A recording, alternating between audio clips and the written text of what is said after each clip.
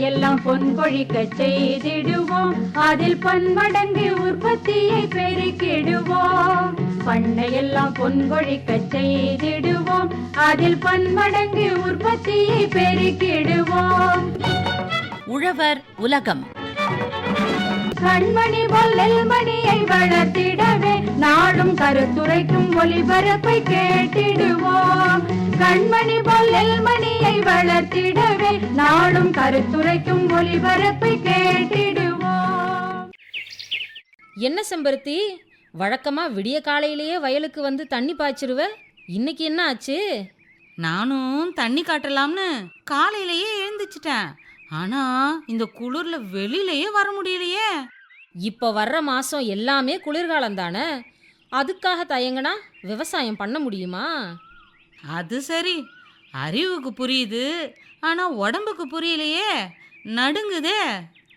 சரி சரி, இப்போவாவது வந்து தண்ணி கட்டினியே.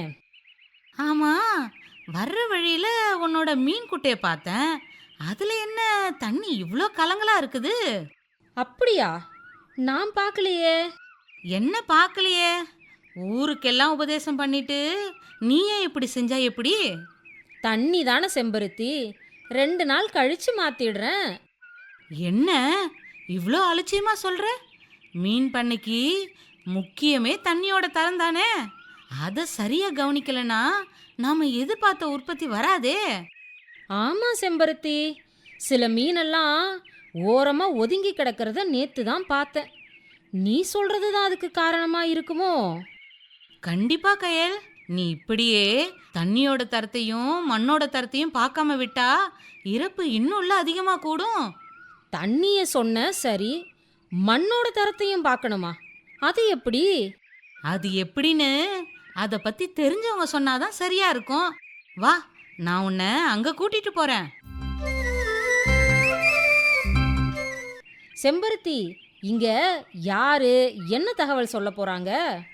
நன்னீர் மீன் வளர்ப்பில் மண் மற்றும் நீர்த்தர மேலாண்மை பத்தி பொன்னேரி டாக்டர் எம்ஜிஆர் மீன்வளக் கல்லூரி மற்றும் ஆராய்ச்சி நிலைய உதவி பேராசிரியர் சா மாணிக்க வாசகம் அவங்க சொல்ற தகவல்களை கவனமா கேளு.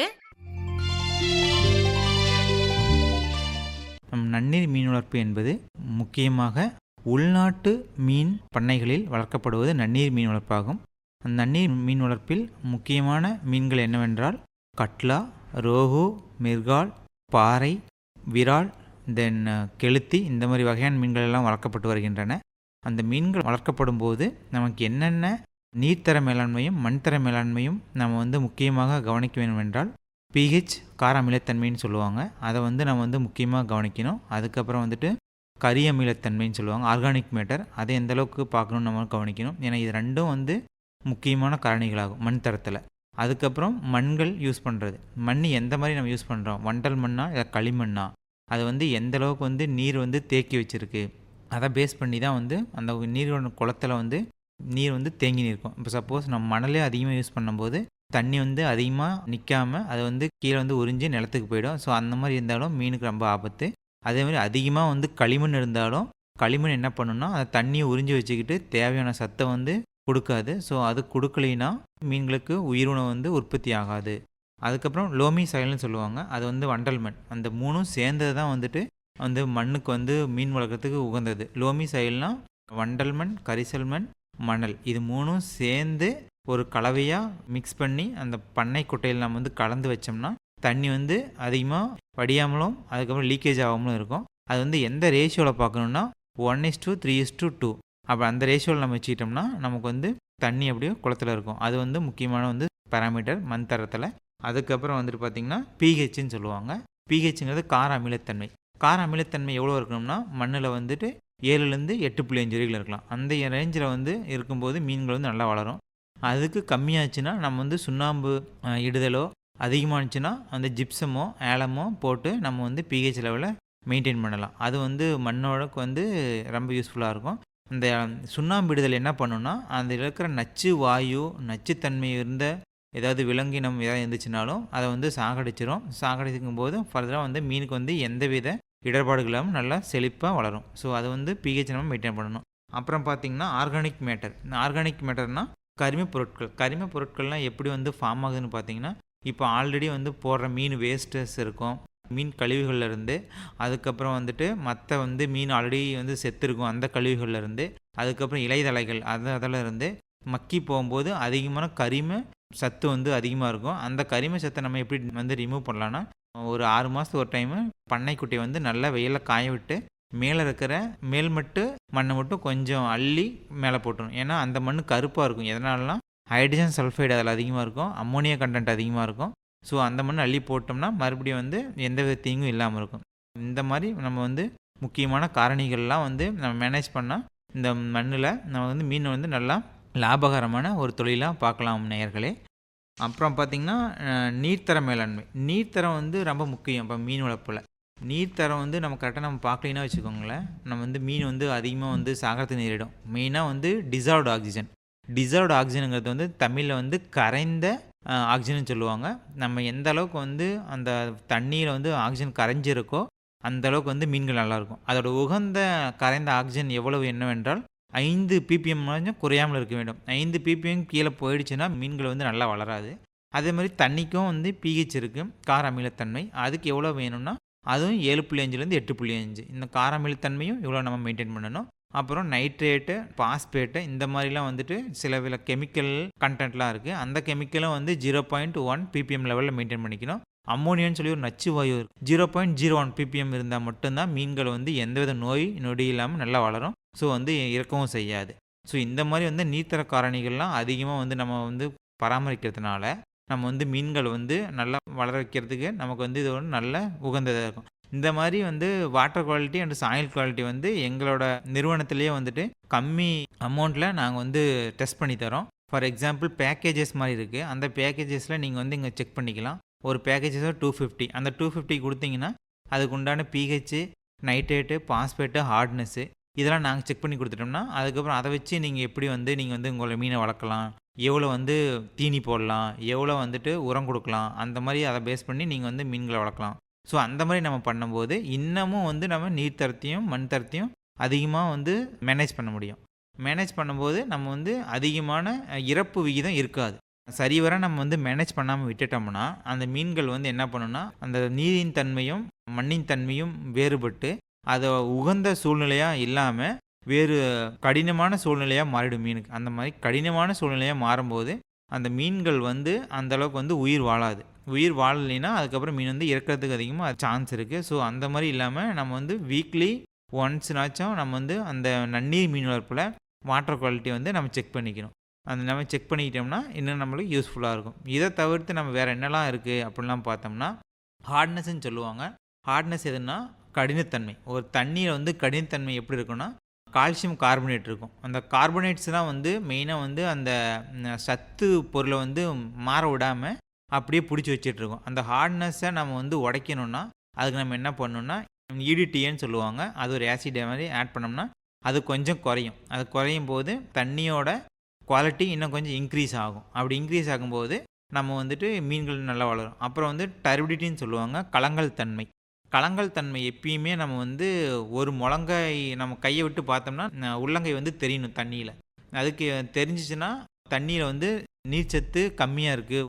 அதுக்கு வந்து நம்ம என்ன பண்ணணும்னா அந்த மாதிரி டைமில் பாஸ்பேட் அப்ளை பண்ணி அந்த உயிர் உணவுகளை வந்து உற்பத்தி பண்ணணும். ஏன்னா மீன்கள் என்னன்னா அது வந்து வடித்து தான் சாப்பிடும். தண்ணியில் என்னெல்லாம் வந்து சின்ன சின்ன உயிரினங்கள்லாம் இருக்குது, பிளாங்க்டான்னு சொல்லுவாங்க, தாவர நுண்ணுயிரி. அதேமாதிரி பிளாங்க்டான்லேயே 2 வெரைட்டி இருக்குது. ஒன்று ஃபைட்டோ பிளாங்க்டான் தாவர நுண்ணுயிரி, சூப்ளாங்க்டான் விலங்கு நுண்ணுயிரி. இது ரெண்டையும் சாப்பிட்டு தான் வந்து அதிகமாக வளரும். இந்த கட்லா மீன் பார்த்தீங்கன்னா ஏரியில் வந்து சீக்கிரமாக நல்லா வளர்ந்துடும். ஏன்னா கட்லாங்கிறது சூப்ளாங்க்டான் அதிகமாக சாப்பிட்டு சீக்கிரமாக வளர்ந்துடும். இப்போ ஏரி குளங்களில் வளர்ப்பாங்க. ஸோ அவங்க வந்து மீன்கள் வந்து எந்த மாதிரி வந்து மீன்கள் இருப்பு செய்யலாம் அதுக்கு வந்து ஒரு ஸ்டாண்டர்ட் இருக்குது. இப்போ சப்போஸ் பண்ணை குட்டைனா நம்ம வந்து ஒரு 1/4 ஏக்கரில் 800லேருந்து 1000 குஞ்சு விடலாம் ஒரு சைஸில். ஸோ அதுக்கு தகுந்த மாதிரி நம்ம வந்து வாட்டர் குவாலிட்டியும் வீக்லி ஒன்ஸ் நம்ம பார்க்கும். பட் ஆனால் இப்போ வந்து நீர் பாசன தொட்டிகள்னு சொல்கிறாங்க, இரிகேஷன் டேங்க்ஸ்ன்னு சொல்லுவாங்க, ஊர் பொதுக்குளங்கள்லாம் சொல்லுவாங்க. அங்கே வந்து நம்ம வந்து அதிகமாக வந்து பராமரிக்க முடியாது வாட்டர் குவாலிட்டி. ஏன்னா வந்து வெளியிலேருந்து இடர்பாடுகள் அங்கே அதிகமாக இருக்கும். அப்போ வந்து என்ன பண்ணணும்னா ஒரு ஹெக்டேருக்கு நம்ம 2500 மீன் குஞ்சுகள் இருப்பு செய்யணும். அப்படி செஞ்சால் தான் வந்து அந்த நீரின் தரம் ஏற்படுத்தினா அந்த மீன்கள் நல்லா வளரும். அந்த மீன்களை இருப்பு செய்யறதுலையும் ஒரு 4-5 ரகங்கள் மீன்கள் வந்து இருப்பு செய்யணும். கட்லா, ரோகு, மிர்கால், சாதா கெண்டை, அப்புறம் புல்கெண்டை. இது 4ம் சேர்ந்து அதுக்கப்புறம் வந்து இப்போ ரீசெண்டாக வந்து பாக்கு மீன் வந்து கெண்டை மீன்கள் விடும்போது உடனே விட்டுறக்கூடாது. ஒரு 2 மாதம் கழித்து வேணால் பாக்கு மீன் விடலாம். ஏன்னா பாக்கு மீன் வந்து சின்ன வயசில் வந்து அது என்னவாக இருக்கும்னா சின்ன சைஸாக இருக்கும்போது அப்போ வந்து கார்னிவோராக இருக்கும், விலங்கு உயிரியாக சாப்பிட்ற இதாக இருக்கும். அப்புறம் கொஞ்சம் பெருசாகும்போது வெஜிடபிள்ஸ் ஃபார்ம் ஆகும். ஸோ அந்த மாதிரி பண்ணும்போது இடையில வந்து எந்த மீன்களும் அடித்து சாப்பிடாத அளவுக்கு இந்த மீன்கள் நல்லா வளரும். அதுக்கப்புறம் வந்துட்டு இந்த மாதிரிலாம் வந்துட்டு ஊர் பொதுக்குளங்களில் ரேண்டமாக நம்ம என்ன பண்ணலான்னா சாணம் போடலாம். சப்போஸ் மீன் வந்து பச்சையாக மாறலை அப்படின்னா நம்ம வந்து சாணம் வாங்கி போடலாம். ஸோ அது மூலமாக வந்து பண்ணலாம். அது மூலமாக வந்து பார்க்கும்போது தண்ணியில் இருக்கிற விலங்கு தாவர நுண்ணுயிரியை பெருக்கலாம். அது மூலம் பெருக்கும்போது இன்னும் மீன்கள் நல்லா வளரும். அதுக்கப்புறம் ஆல்கல் ப்ளூம்னு சொல்லுவாங்க. பச்சையாக அடர்த்தியாக வந்துடும் பண்ணைக்குட்டையில் இருக்கும்போது. அது என்ன காரணம்னு பார்த்தீங்கன்னா இந்த நியூட்ரியன்ஸ்னு சொல்லுவாங்க. இந்த நீர்ச்சத்துனா நைட்ரேட்டும் பாஸ்பேட்டும் அதிகமாகிடுச்சுன்னா சூரிய ஒளி பட்டு அது மூலமாக வந்து தாவர நுண்ணுயிர் வந்து அதிகமாகிடும். அப்படி ஆகும்போது என்ன ஆகும்னா பகல் டைமில் வந்துட்டு அதிகமாகும்போது ஆக்சிஜன் வெளியிடும். பட் ஆனால் இரவு நேரங்கள் என்ன பண்ணணும்னா அது வந்து கார்பன் டை ஆக்சைடு ரிலீஸ் பண்ணும். கார்பன் டை ஆக்சைடு ரிலீஸ் பண்ணும்போது வாட்டரில் இருக்க வந்து பிஹெச் லெவல் குறையும். அது இல்லாமல் பிஹெச் லெவல் குறையும் போது டிஓ லெவலும் ஆட்டோமேட்டிக்காக குறையும். ஸோ அது ரெண்டும் வந்து மீனுக்கு வளர்க்குறதுக்கு உகந்தது இல்லை. ஸோ அந்த மாதிரி ஆல்கல் ப்ளூம் வரும்போதும் நம்ம வந்து கெமிக்கல்ஸ்லாம் யூஸ் பண்ணாமல் அந்த இடத்துல வந்து வாட்டர் எக்ஸ்சேஞ்சுன்னு சொல்லுவாங்க. தண்ணியை வந்து மாற்றி அமைக்கிறதுனாலையோ அதுக்கப்புறம் நிழல் படும்படி கொஞ்ச நாள் வச்சுருந்தோம்னா அந்த வந்து பிளாங்க்டான் வந்து அதிகமாக டெவலப் ஆகாது. ஸோ அந்த மாதிரியும் வந்து நம்ம வாட்டர் குவாலிட்டியை வந்து நம்ம மெயின்டைன் பண்ணிக்கலாம்.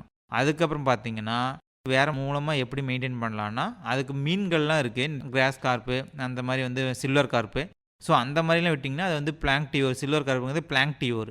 அது வந்து அதிகமாக வந்து பிளாங்க்டான் வந்து சாப்பிட்றதுனால அது கொஞ்சம் வாட்டர் குவாலிட்டியை மெயின்டைன் பண்ணும். ஸோ இந்த மாதிரிலாம் வந்து நீரின் தரத்தை மேலாண்மை பண்ணோம்னா ஈஸியாக நம்ம வந்து ஒரு லாபகரமான தொழிலை வந்து நம்ம வந்து மீன் வளர்ப்பில் ஈட்டலாம்.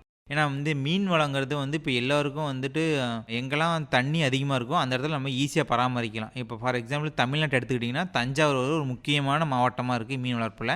ஸோ அந்த இடத்துல வந்து மீன்கள் வளர்த்து பக்கத்துலேயே வந்து நம்ம விற்கிறதுனால ஸோ நமக்கு நல்லா உயிருள்ள மீன்கள் கிடைக்கிது. இப்போ வந்து உயிருள்ள மீன்கள் வந்து அதிகமாக வந்து மக்கள் விரும்ப ஆரம்பிக்கிறாங்க. ஏன்னா அது வந்து உயிருள்ள மீன்கள் வந்து மீட் குவாலிட்டின்னு சொல்லுவாங்க. அந்த குவாலிட்டி நல்லா இருக்குங்கிறதுனால விரும்புகிறாங்க. அதுக்கப்புறம் வந்துட்டு வேறு என்னென்னா ஒன்ஸ் நம்ம வந்து அறுவடை பண்ணதுக்கப்புறம் அந்த பண்ணைக்குட்டையை வந்து காய விடணும். ஒரு 6 நாள்லேருந்து ஒரு 2 வாரம் வரைக்கும் காய விட்டிங்கன்னா அதுக்கப்புறம் வந்துட்டு அது நல்லா நச்சுத்தன்மையெல்லாம் வெளியேறிடும். நச்சுத்தன்மையெல்லாம் வெளியேறினதுக்கப்புறம் மறுபடியும் அதை வந்து சுண்ணாம்பு போட்டு மறுபடியும் உழுது அதுக்கப்புறம் வந்து 1 வாரம் கழித்து நம்ம தண்ணி இறக்கி மறுபடியும் மீன் குஞ்சு இருப்பு செஞ்சுக்கலாம்.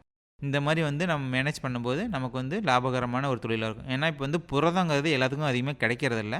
புரதம் வந்து எத்தனை அதிகமாக இருக்குன்னா இந்த மீனில் வந்து அதிகமாக இருக்குது. புரதம் எந்த பர்சன்டேஜில் இருக்குன்னா 15-20% இருக்குது. இந்த மீன்கள் சத்தான உணவு நம்ம வந்து குழந்தைங்களுக்கு கொடுக்கும்போது அவங்களோட உடல் ஆரோக்கியமும் அதுக்கப்புறம் வந்துட்டு அவங்களோட மூளை வளர்ச்சியும் நல்லாயிருக்கும், அவங்களோட செரிமானமும் நல்லாயிருக்கும். ஸோ இது மூலமாக நம்ம வந்து மீன் வளர்ப்பு ஊக்கப்படுத்தி அதுக்கப்புறம் மீன் வளர்ப்போர் வந்து இன்னும் வந்து ஊக்கப்படுத்தி அவங்களோட வாழ்வாதாரத்தையும் மேம்படுத்தி இதுக்கு வந்து முக்கியமாக பங்கு வகிக்கும் தமிழ்நாடு அரசு மற்றும் இந்திய அரசுக்கு நம்ம வந்து அந்நிய செலாவணியை இன்க்ரீஸ் பண்ணுறதுக்கு நம்ம வந்து எல்லாரும் வந்து இன்ட்ரெஸ்ட் காட்டணும் இந்த மீன் வளர்ப்புக்கு.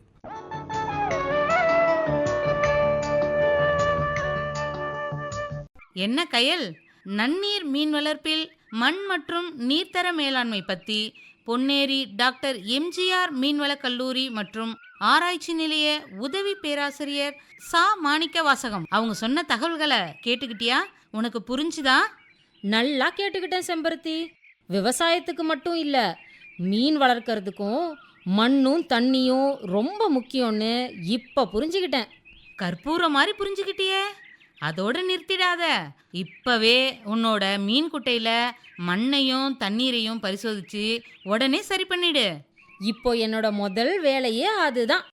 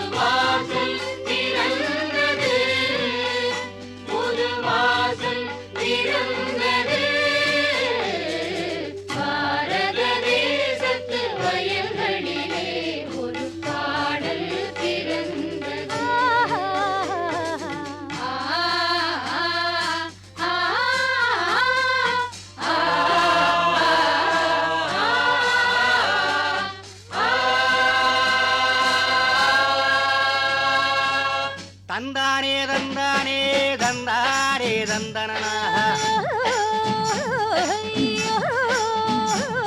ஏ தந்தானே தந்தன்னா தந்தானே தந்தனனா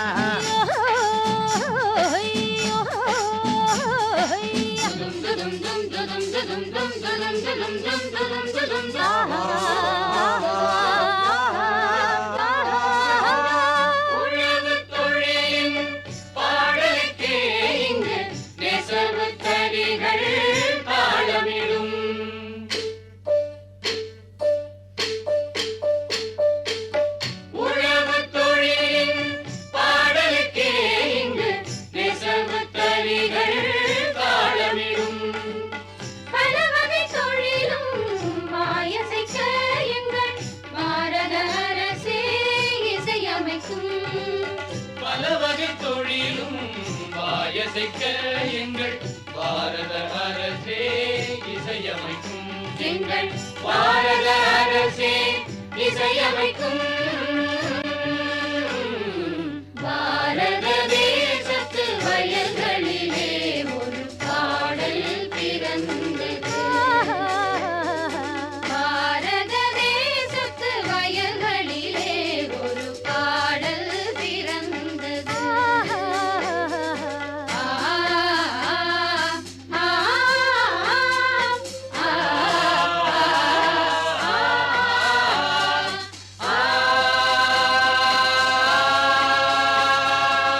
தந்தானே தந்தன்னா தந்தானே தந்தனனா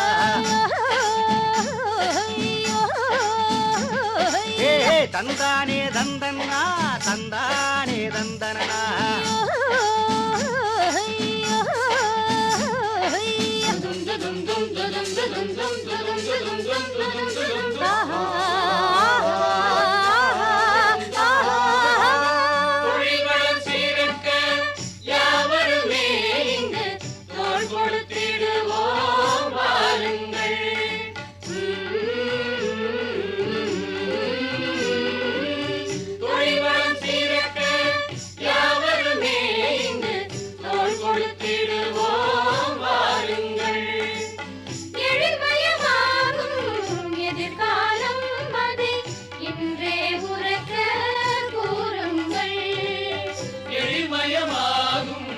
எதிர்காலம் அதை இன்றே உறக்க கூறுங்கள் அதை இன்றே உறக்க கூறுங்கள்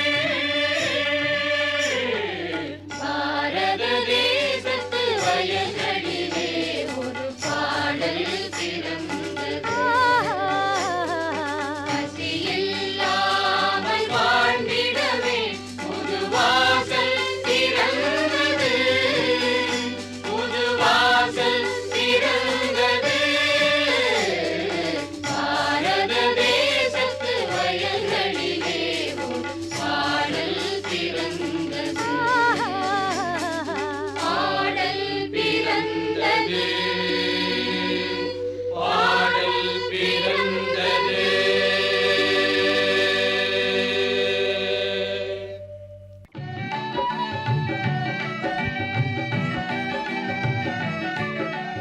வேளாண் திட்டங்கள்.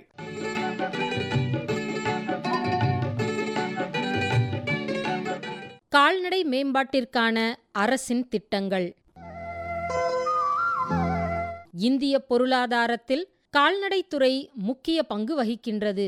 சுமார் 20 மில்லியன் மக்கள் தங்கள் வாழ்வாதாரத்திற்காக கால்நடைகளை நம்பியுள்ளனர். சிறு பண்ணை உள்ள குடும்பங்களின் வருமானத்தில் கால்நடைகள் 16% பங்களிக்கின்றன. இது மட்டுமல்லாது இந்தியாவின் மக்கள் தொகையில் சுமார் 8% பேருக்கு வேலை வாய்ப்பையும் வழங்கி வருகிறது. இத்தகைய பங்களிப்பை மேம்படுத்துவதற்காக அரசு கால்நடைத்துறையில் பல்வேறு திட்டங்களை செயல்படுத்தி வருகிறது. தேசிய கால்நடை இயக்கம் என்பது இந்திய அரசால் தொடங்கப்பட்ட ஒரு முதன்மை திட்டமாகும். கால்நடை வளர்ப்புத்துறையை குறிப்பாக ஆடு, கோழி, பன்றி மற்றும் தீவன உற்பத்தி பிரிவுகளில் நிலைத்தன்மை மற்றும் பொருளாதார லாபம் கொண்ட தொழிலாக மாற்றுவதே இதன் முக்கிய நோக்கமாகும். கிராமப்புற மக்களின் ஊட்டச்சத்து, வேலைவாய்ப்பு மற்றும் வருமான ஆதாரங்களை வலுப்படுத்துவதிலும் உணவு பாதுகாப்பை உறுதி செய்வதிலும் இந்த திட்டம் கவனம் செலுத்துகிறது. இந்த இயக்கம் மத்திய அரசின் நிதி ஆதரவுடன் செயல்படுகிறது. இது மத்திய அரசு மற்றும் மாநில அரசுகளின் கால்நடை வளர்ப்புத் துறைகள் மூலம் தொழில்முனைவோர் மற்றும் விவசாயிகளுக்கு நேரடியாக பயன்படுகிறது. இதன் வாயிலாக நாட்டின் ஒட்டுமொத்த பால், இறைச்சி மற்றும் கம்பளி உற்பத்தி கணிசமாக அதிகரித்து வருகிறது. 2021-22 முதல் 2025-26 வரையிலான காலப்பகுதியில் மறுசீரமைக்கப்பட்ட இந்த இயக்கம் அதிக தொழில்முனைவோருக்கு ஆதரவையும் மானியங்களையும் வழங்கி வருகிறது. தீவன மற்றும் தீவனப் பொருள் மேம்பாட்டிற்கான துணை திட்டமானது கால்நடை வளர்ப்புத் துறையின் ஒரு முக்கிய திட்டமாகும். தீவனப் பற்றாக்குறை கால்நடை வளர்ப்புத் துறையில் முக்கிய சவாலாக உள்ளது. இச்சவாலை சரிசெய்யும் நோக்கத்தோடு இத்திட்டம் கொண்டுவரப்பட்டுள்ளது. இந்த துணை திட்டத்தின் கீழ் விவசாயிகள், தொழில்முனைவோர் மற்றும் நிறுவனங்களுக்கு தீவன உற்பத்தி, முழுமையான தீவன ஆலை அமைத்தல் மற்றும் மண்ணில்லா தீவன அலகுகளை அமைத்தல் ஆகியவற்றிற்கு நிதி உதவி வழங்கப்படுகிறது. இதன் வாயிலாக சத்தான தீவனம் உற்பத்தி செய்யப்பட்டு கறவை மாடுகளின் பால் உற்பத்தி திறன் மேம்படுகிறது. கால்நடை இனப்பெருக்கம் மற்றும் பண்ணை மேலாண்மைக்கான துணை திட்டமானது ஆடுகள், செம்மறியாடுகள், பன்றிகள் மற்றும் கோழிகளின் இனப்பெருக்க மேம்பாட்டில் கவனம் செலுத்துகிறது. கால்நடை வளர்ப்பில் தொழில்முனைவோரை உருவாக்குவதே இதன் முதன்மை பணியாகும். பண்ணை தொடங்குவதற்காக தொழில்முனைவோருக்கு மூலதன முதலீட்டில் 50% மானியத்தை அரசு வழங்கி வருகிறது. இதனால் ஒரு குறிப்பிட்ட கால்நடை இனத்தின் உற்பத்தி திறன் மற்றும் மரபணு தரம் மேம்படுத்தப்படுகிறது. குறிப்பாக உள்நாட்டு இனங்களின் மரபணு தர மேம்பாட்டின் மூலம் சிந்தி, சாகிவால், கிர் போன்ற நாட்டு மாடு இனங்கள் பெருகி வருகின்றன. இதற்காக தனியே ராஷ்டிரிய கோகுல் இயக்கம் செயல்படுத்தப்படுகிறது. புதிய கால்நடை வளர்ப்பு தொழில்நுட்பங்கள், நோய் மேலாண்மை உத்திகள் மற்றும் சந்தைப்படுத்துதல் தகவல்களை விவசாயிகளுக்கு கொண்டு சேர்க்கும் நோக்கத்தோடு கல்வி, விரிவாக்கம் மற்றும் கண்டுபிடிப்பு துணை திட்டம் அரசால் தொடங்கப்பட்டுள்ளது. ஆராய்ச்சி மற்றும் மேம்பாட்டு நிறுவனங்கள் மற்றும் மாநில கால்நடை துறைகளின் மூலம் விவசாயிகளுக்கு பயிற்சி மற்றும் திறமையை மேம்படுத்தும் திட்டங்கள் செயல்படுத்தப்படுகின்றன. புதிய மறுசீரமைக்கப்பட்ட தேசிய கால்நடை இயக்கத்தில் பண்ணைகளை தொடங்கும் தனிநபர்கள் அல்லது குழுக்களுக்கு வழங்கப்படும் மானியங்களாவன முறையே கோழிப் பண்ணைகளுக்கு அதிகபட்சம் 25 லட்சம் வரையும், ஆடு அல்லது செம்மறியாடு இனப்பெருக்க பண்ணைக்கு 50 லட்சம் வரையும், பன்றி வளர்ப்பு பண்ணைக்கு 50 லட்சம் வரையும், தீவன ஆலை அல்லது கிடங்கு அமைக்க 50 லட்சம் வரையும் மானியம் வழங்கப்படுகிறது. இத்தகைய கால்நடை மேம்பாட்டு திட்டங்கள் சிறு மற்றும் குறு விவசாயிகளுக்கு நிலையான வருமான ஆதாரத்தை உருவாக்குவதிலும், குறிப்பாக பெண்களுக்கு பொருளாதார அதிகாரமளிப்பதிலும் மிக முக்கிய பங்கு வகிக்கிறது.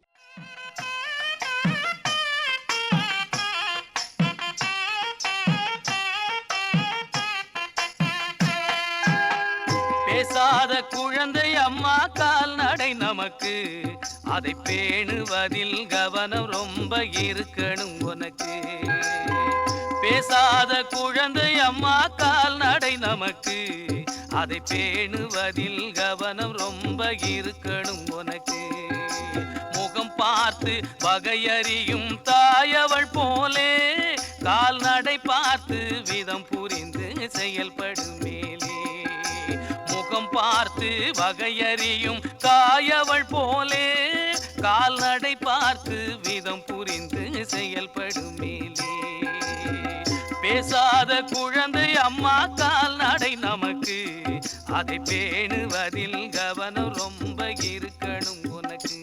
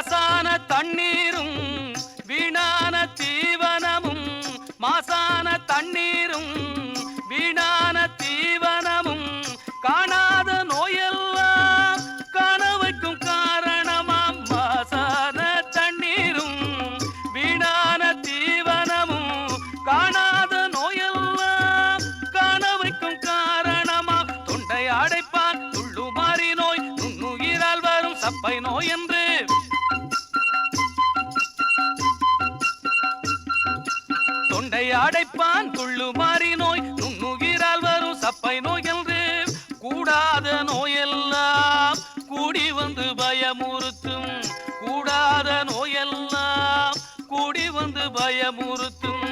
பேசாத குழந்தை அம்மா கால்நடை நமக்கு, அதை பேணுவதில் கவனம் ரொம்ப இருக்கணும் உனக்கு.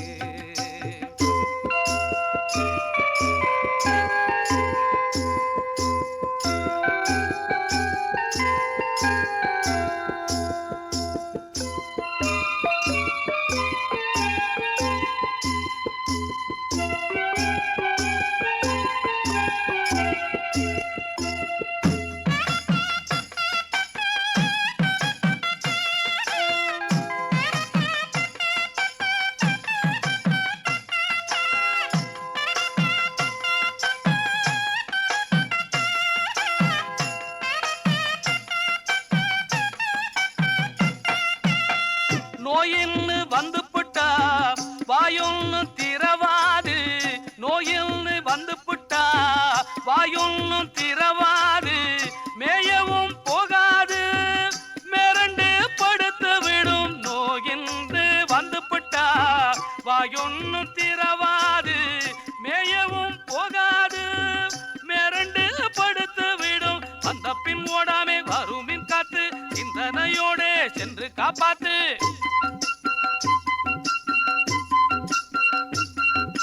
வந்த பின் ஓடாம வருமுன் காத்து, சிந்தனையோட சென்று காப்பாத்து. தாமசம் செய்யாமே தடுப்பூசி போட வேணும். பேசாத குழந்தை அம்மா கால்நடை நமக்கு, அதை பேணுவதில் கவனம் ரொம்ப இருக்கணும் உனக்கு.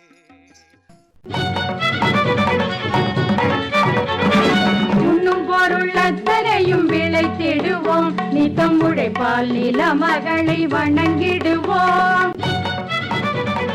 அமைப்பில் உதவி ஏ. சூரியகுமார். உண்ணும் பொருள் அத்தனையும் விளைத்திடுவோம், நித்தம் உழைப்பால் நில மகளை வணங்கிடுவோம். அமைப்பு எஸ். முருகேசன். பொட்டலையும் பூம்பொழிலாய் திருத்திடுவோம், அதற்கு புத்தம் புது முறைகளையும் புகுத்திடுவோம். பொட்டலையும் பூம்பொழிலாய் திருத்திடுவோம், அதற்கு புத்தம் புது முறைகளையும் புகுத்திடுவோம். இத்துடன் இன்றைய உழவர் உலகம் நிகழ்ச்சி நிறைவு பெறுகிறது. பட்டி தொட்டி சொர்க்கமாக பாடுபட்டே நம் பாரத சமுதாயத்தை உயர்த்திடுவோம். பட்டி தொட்டி சொர்க்கமாக பாடுபட்டே நம் பாரத சமுதாயத்தை உயர்த்திடுவோம்.